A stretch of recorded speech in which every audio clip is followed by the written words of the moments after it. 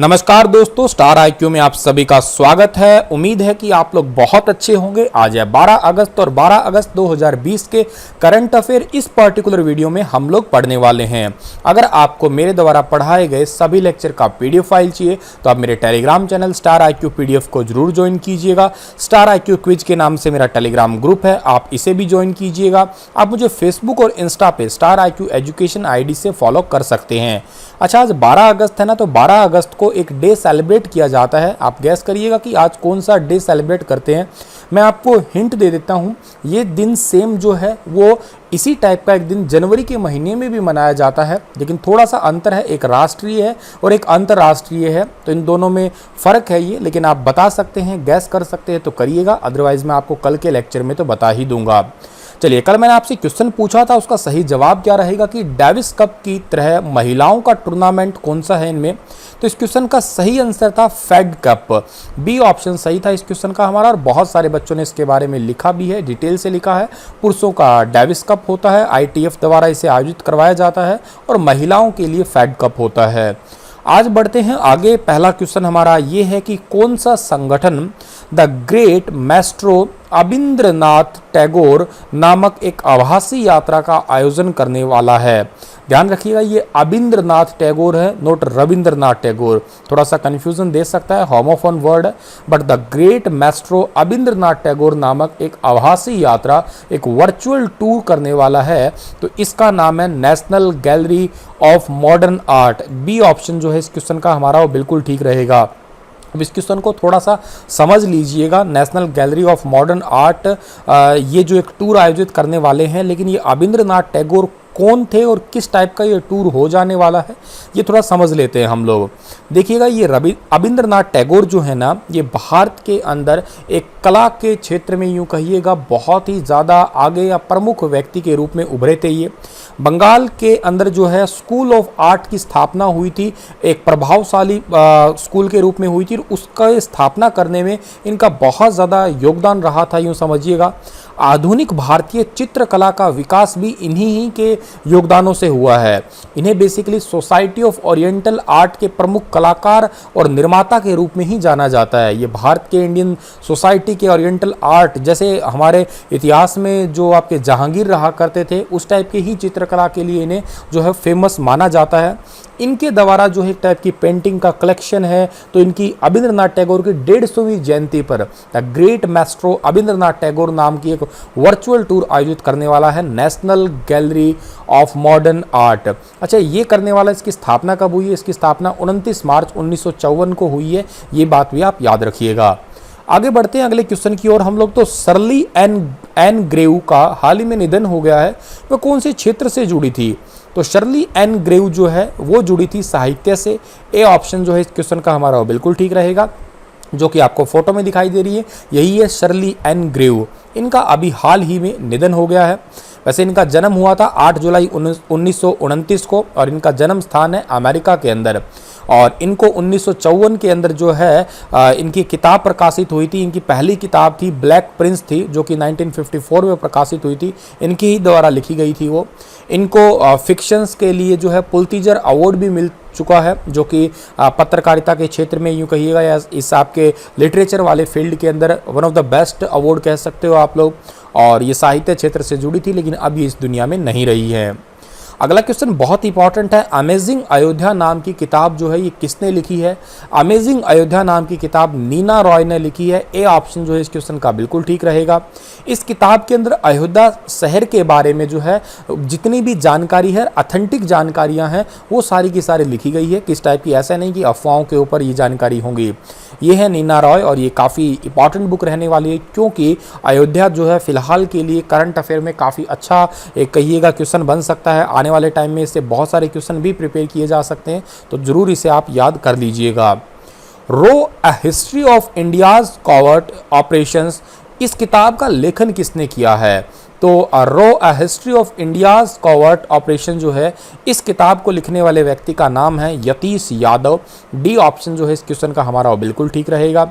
इस किताब के अंदर बेसिकली जो है हमारे गुप्त संचालन कैसे होता है, रो का काम कैसे होता है, ठीक है, रिसर्च एंड एनालिसिस विंग जो है वो किस टाइप से काम करती है, क्या उसका बेसिक काम है, ये सारी बातें इस किताब के अंदर लिखी गई है। सतीश जी आपको फोटो में दिखाई दे पा रहे होंगे। किस भारतीय संगठन को फूड विजन 2050 पुरस्कार के लिए चुना गया है?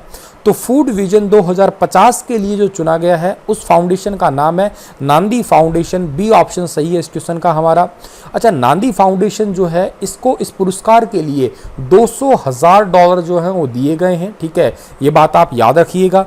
और नांदी फाउंडेशन को इसके लिए चुना गया है, क्यों चुना गया है? क्योंकि इस फाउंडेशन ने किसानों के लिए जो है एक अलग टाइप की खेती के लिए जो है वो नई नई टेक्निक विकसित की है और एक छोटे छोटे मॉडल्स प्रिपेयर किए। जैसे हम लोग एग्जांपल से मैं बात बता देता हूँ आपको कि हम लोग छत के ऊपर छोटी सी कोई फार्मिंग करते हैं और बीज का प्रशिक्षण करते हैं और वही फिर उसी को ही हम लोग खेती में लगाएं। या मान लेते हैं धान के लिए आप लोग देखो ना, पंजीरी वर्ड यूज़ करते हैं, एक छोटी सी जगह पे पहले पौध तैयार करते हैं फिर उसे पूरे खेत में अप्लाई किया जाता है।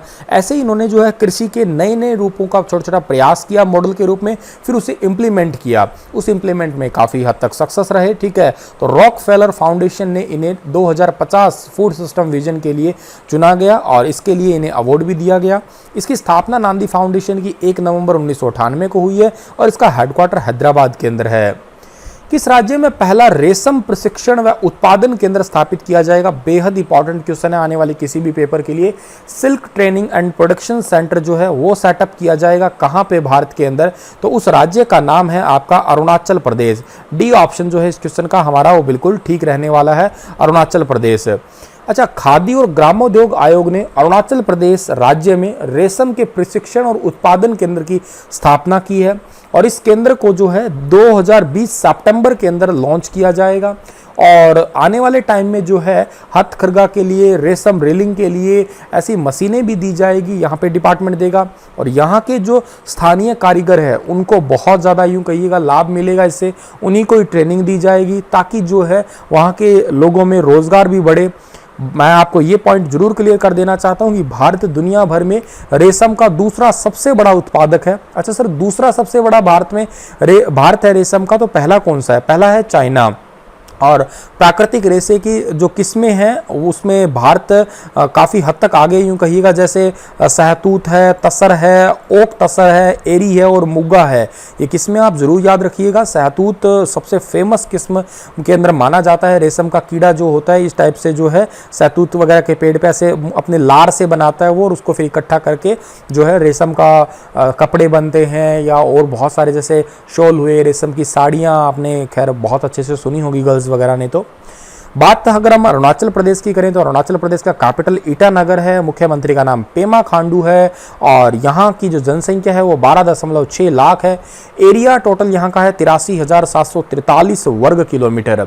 अच्छा, अरुणाचल प्रदेश जो है ना, यहाँ पे भारत में सबसे पहले सूर्योदय होता है, ये बात आप याद रखिएगा।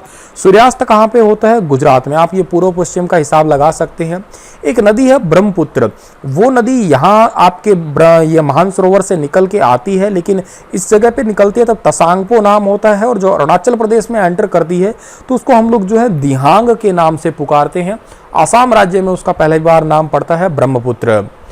अगला क्वेश्चन हमारा है कि किस राज्य सरकार ने वर्ष 2020 से 23 के लिए एक नई औद्योगिक विकास नीति को शुरू किया है? तो new industrial development policy launch की है आंध्र प्रदेश ने। सी ऑप्शन सही है इस क्वेश्चन का हमारा, ठीक है, ताकि रोजगार को बढ़ाया जा सके, हर लोगों को या युवाओं को ज़्यादातर जो है रोजगार की तरफ लेके जाया जाए, बेरोजगार युवाओं को रोजगार दिया जाए।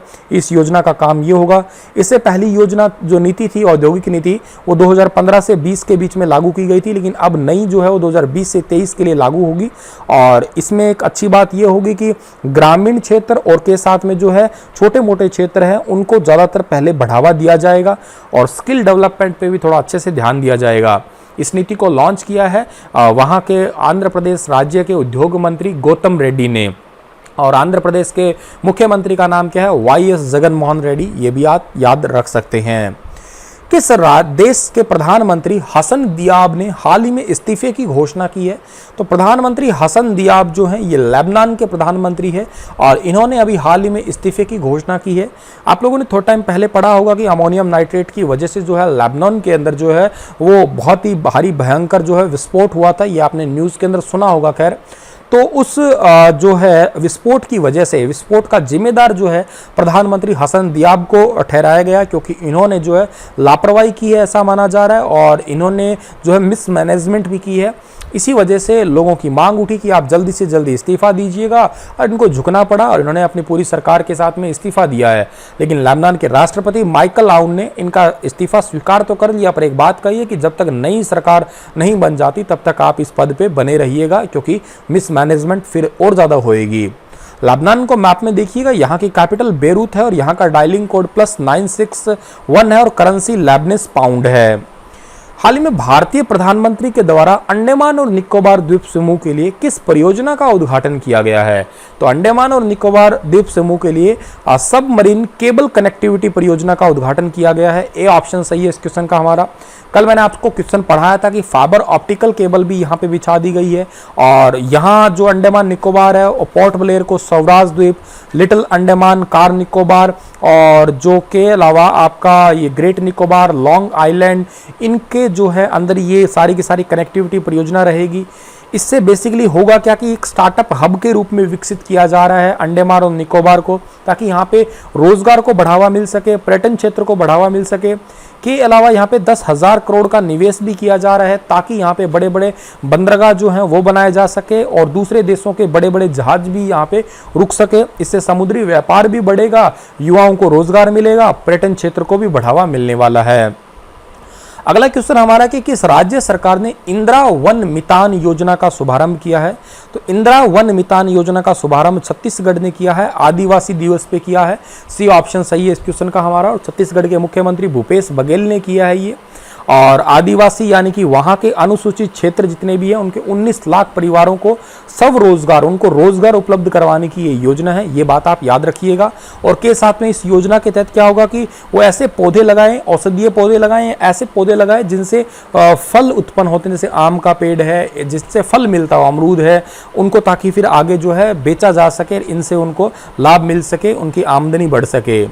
छत्तीसगढ़ की राजधानी क्या है? छत्तीसगढ़ की राजधानी आप कमेंट सेक्शन में लिखिएगा मुझे। और मुख्यमंत्री का नाम भूपेश बघेल है, गवर्नर का नाम अनसुईया उकी है, एरिया 191 वर्ग किलोमीटर है और जो आपका पॉपुलेशन है वो 3.22 करोड़ है। ठीक है, ये बात आप याद रखिएगा।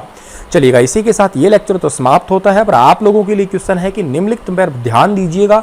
Badminton, bowling, golf, table tennis, इनमें से कौन सा खेल सिंगापुर ओपन में होते हैं, सिंगापुर ओपन में खेले जाते हैं? तो केवल एक ठीक है, या 1 और 2 या 1, 2, 3 या सारे के सारे ही ये? विस्तार से लिखिएगा आप लोग इस सिंगापुर ओपन के बारे में और डिटेल से लिखिएगा इन खेलों के बारे में जितना ज़्यादा आपको पता है। बस इतना ही था आज का लेक्चर। धन्यवाद।